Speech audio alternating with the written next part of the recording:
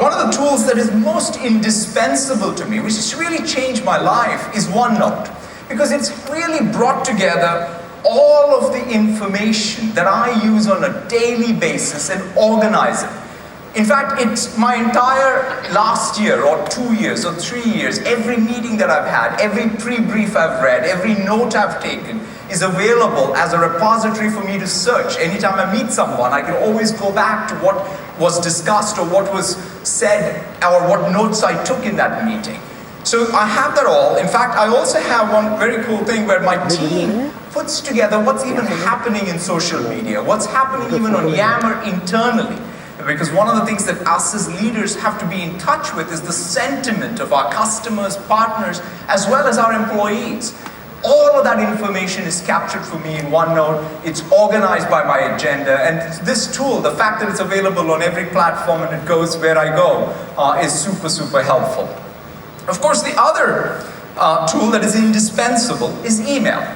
Now, this email client, Outlook on iOS, happens to be the best email client for Gmail and Exchange on iOS. Think about that for a minute, because the idea of building tools wherever you are, but helping you get more out of your time, especially with email triage is the most important thing. I want to be able to quickly look at things and either flag them for later or delete them. By just swiping left or right, I can quickly triage my mail. But one of the things that we've done is used machine learning capability. Now, Delve is not just about individual analytics, it's also an information discovery tool. You can even think of it as a Facebook-like newsfeed for work. In fact, I go to this every morning as a way to visualize the work that is going on in the company. All of us work in organizations, different sizes, small or large. Wouldn't you love to know what exactly is happening at any given moment? And a lot of what is happening is captured in these artifacts of work. It could be spreadsheets, documents, it could be records in business systems.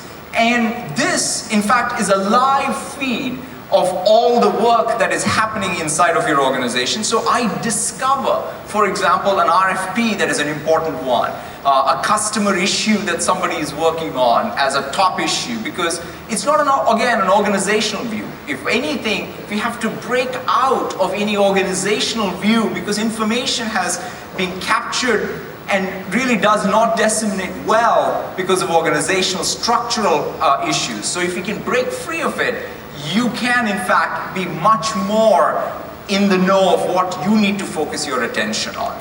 I can even pivot by people. So Peggy, who works on my team, runs our business development. I can go in and look at what she's working on, and I know that she's working on a document which is a Windows 10 feedback. One of the other big cultural changes for us has been the use of BI to gain insights. Just because you have big data doesn't mean you have big insights. And the idea of creating these analytical tools that give you that insight is a very, very important push. In fact, the notion of getting in touch with leading indicators of change versus lagging indicators is a very important thrust for any of us running organizations.